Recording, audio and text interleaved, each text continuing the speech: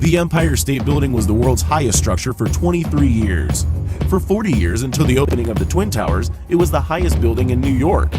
Today, the skyscraper in Manhattan at 380 meters and 102 floors in height is at the 15th position in the list of the highest architectural structures. For more than a century, the Statue of Liberty, standing on a broken chain and holding a torch above her head, has been an icon of equality and democracy. The legendary sculpture was a gift from the people of France to the people of the US as a sign of friendship in the years of the American War of Independence. It was mutually agreed that America had to build the pedestal and the French had to design and mount the statue. The monument was designed by French sculptor Frédéric Bartholdi, and mathematical calculations were made by Gustave Eiffel, the designer of the well-known Tour Eiffel.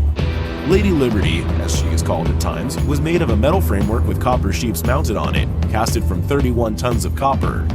The total weight of the structure is 125 tons. No prize for guessing that it was very difficult to take aboard the 46-meter-high statue, with the waistline of 10 meters to transport it into New York Harbor. To do that, the statue was dismantled into 350 parts and packed into 214 boxes. The transportation took the whole year, and the assembly and mounting on the pedestal took 4 months. In total, as a French gift to the centenary of the American Revolutionary War, the statue was late by 10 years. It was worth waiting for, because today 4.5 million people annually conquer the 356 steps to the 7-point crown of Lady Liberty to enjoy a splendid panoramic view. Nevertheless, the world's most iconic paid monument of architecture is the Eiffel Tower. More than 6 million people climb to its top annually, and over the entire history of the existence of the tower, it was visited by more than 250 million people. The Iron Lady in Paris is 324 meters in height and was named after its designer, and Gustave Eiffel himself called it just a 300-meter tower.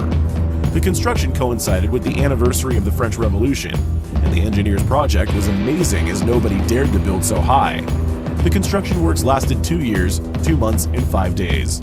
The short-term construction was due to drawings of the exact sizes of all the 18,038 metal parts, and 2.5 million rivets were used for the assembly. The total weight of the structure is about 10,000 tons. Under the first gallery on the 4 sides of the barrier are the names of 72 eminent French scientists and engineers who made a contribution to the work of Gustave Eiffel. On February 4, 1912, the first wingsuiter appeared. Austrian tailor Franz Reichelt jumped from the height of 60 meters of the first level of the Eiffel Tower wearing a parachute suit of his own design. Unfortunately, the experiment failed and became a confirmation of mortality among lovers of such suits until the 90s, when French skydiver and inventor Patrick de Gaillardon invented the modern and usual wingsuit. In 1925, André Citroën placed the world's biggest billboard on the tower. Even the biggest ad block couldn't resist the 125,000 electrical lamps flashing with the word Citroën. Over the 83 years of its existence, the tower has been sold about 20 times. In 1925, fraud Victor Lustig managed to sell the tower twice for scrap. No wonder the prison on Alcatraz Island became the ending point of the fraud virtuoso. The last link is 3 contradicting records. The Eiffel Tower headed the list of the most disappointing and ugly tourist attractions.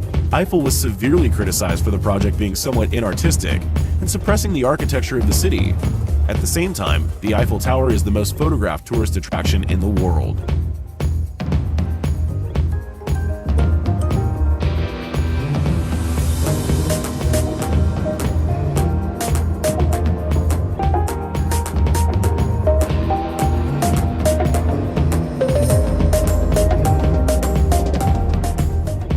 Along the rocky Yin Mountains, the Great Wall of China climbs up high slopes and down canyons for thousands of kilometers.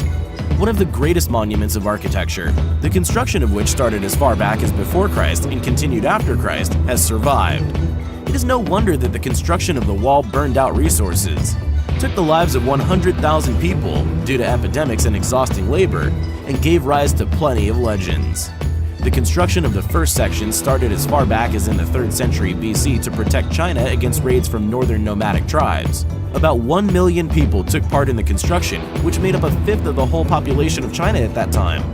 The towers were built across the wall at a distance of 200 meters, or 650 feet, which corresponded to the flying distance of an arrow.